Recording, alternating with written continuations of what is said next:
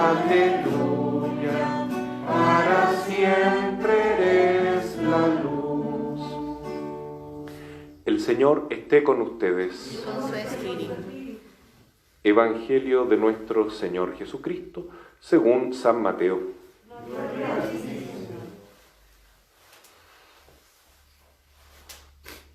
Jesús dijo a sus discípulos: no son los que me dicen Señor, Señor, los que entrarán en el reino de los cielos, sino los que cumplen la voluntad de mi Padre que está en el cielo. Muchos me dirán en aquel día: Señor, Señor, ¿acaso no profetizamos en tu nombre, no expulsamos a los demonios e hicimos muchos milagros en tu nombre? Entonces yo les manifestaré: jamás los conocí. Apártense de mí ustedes, los que hacen el mal. Así, todo el que escucha las palabras que acabo de decir y las pone en práctica, puede compararse a un hombre sensato que edificó su casa sobre roca. Cayeron las lluvias, se precipitaron los torrentes, soplaron los vientos y sacudieron la casa, pero ésta no se derrumbó, porque estaba construida sobre roca. Al contrario, el que escucha mis palabras y no las practica, puede compararse a un hombre insensato que edificó su casa sobre arena. Cayeron las lluvias, se precipitaron los torrentes, soplaron los vientos y sacudieron la casa. Ésta se derrumbó y su ruina fue grande. Cuando Jesús terminó de decir estas palabras, la multitud estaba asombrada de su enseñanza, porque les enseñaba como quien tiene autoridad y no como sus escribas. Palabra del Señor. Gloria y honor a ti, Señor Jesús. Me da vida, confío en ti, Señor. Tu palabra es eterna, en ella esperaré. ¿Pueden tomar asiento, por favor?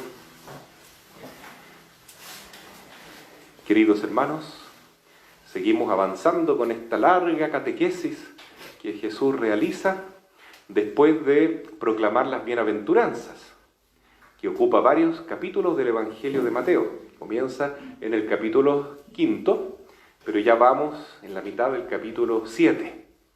Y Jesús aquí hace una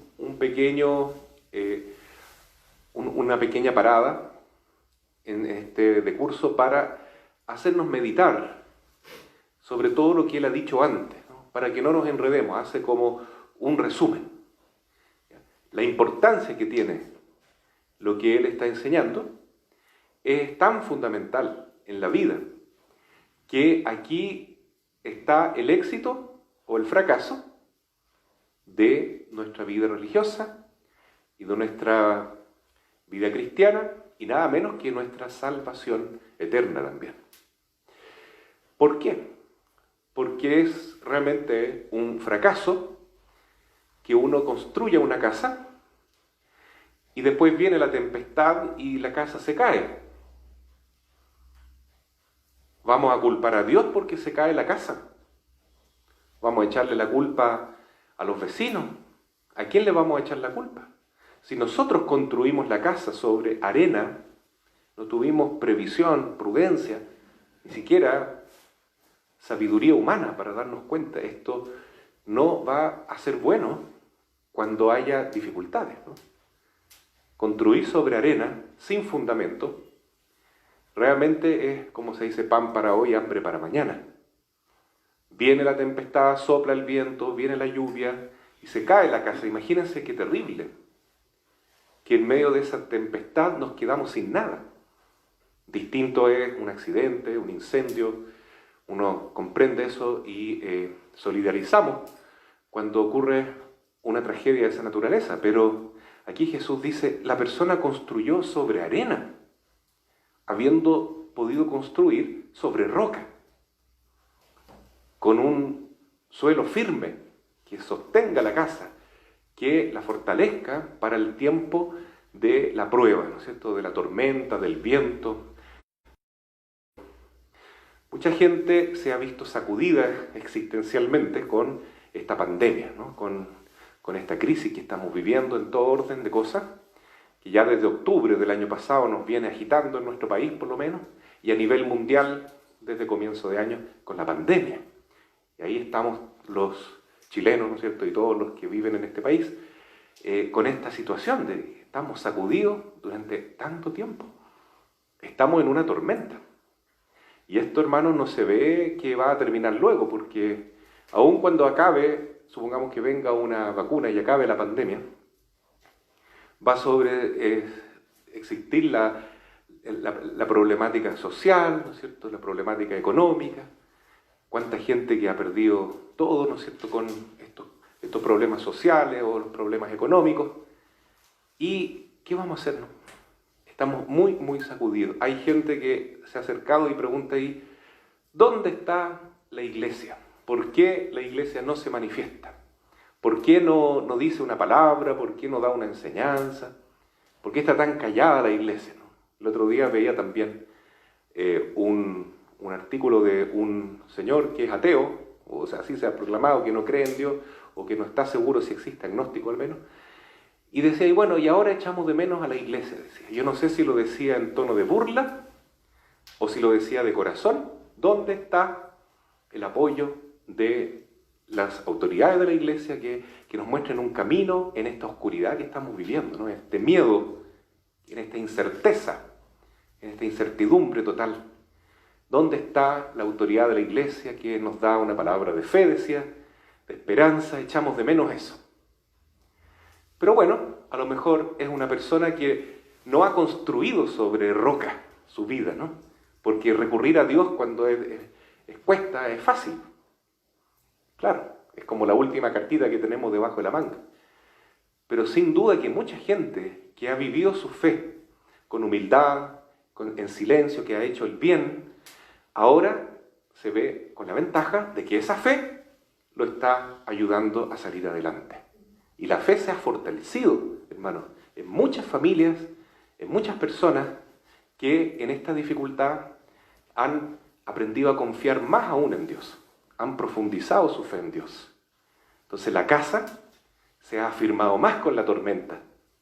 En cambio a otros, la poca fe que tenía o la poca fundamentación que le daba a su vida, se les vino abajo. Porque ¿dónde está su dinero, su fama, su poder, su influencia social? No les sirve de nada en un momento tan crítico donde está en juego la vida y la muerte. Porque aquí esto es increíble, a todos nos puede llegar, ¿no?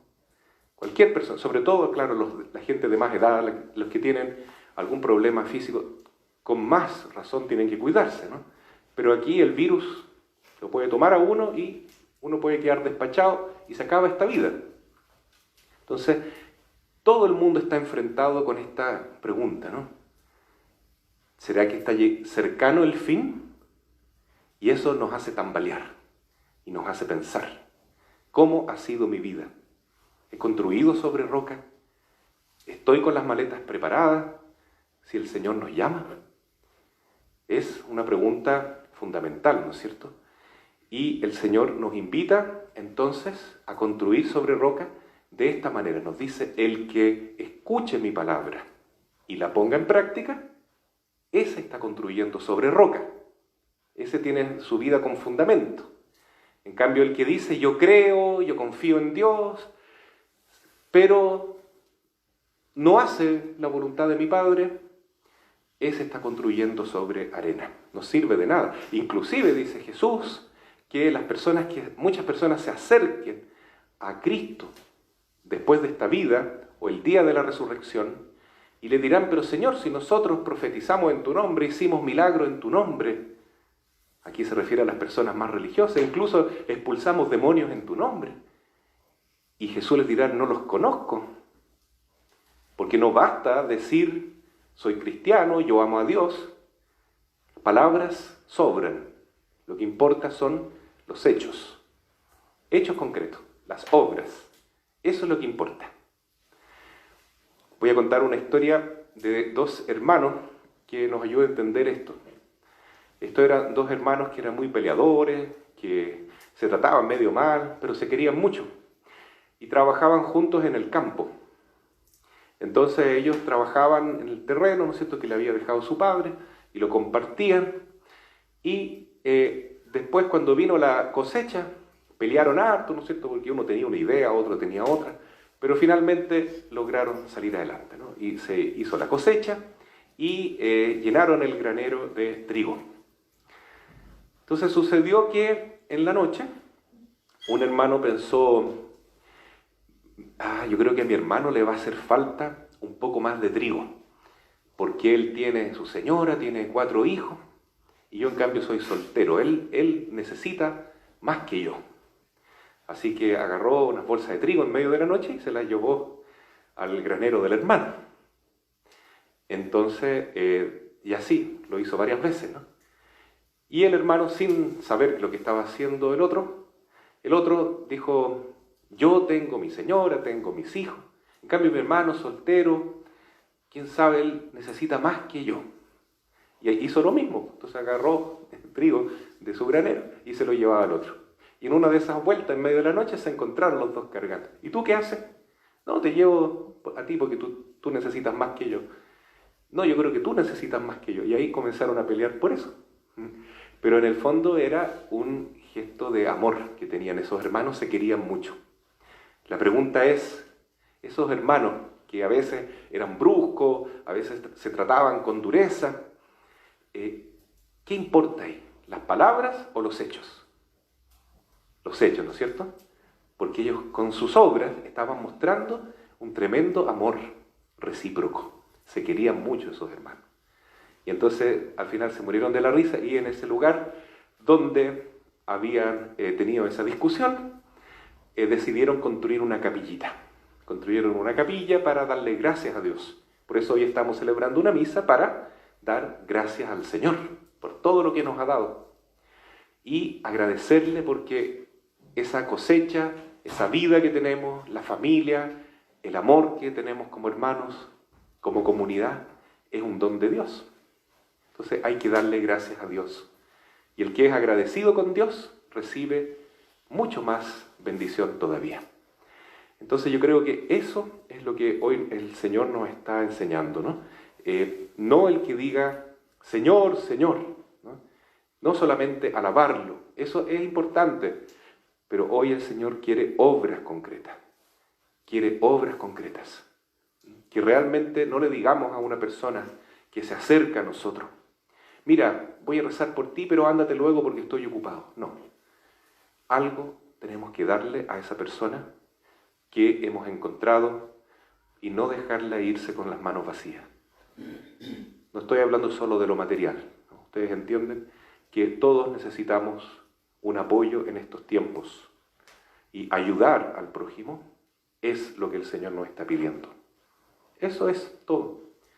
El que haga la voluntad de mi Padre está construyendo sobre roca. Y la voluntad del Padre es el mandamiento de Jesús. Ámense unos a otros, como yo los amo a ustedes.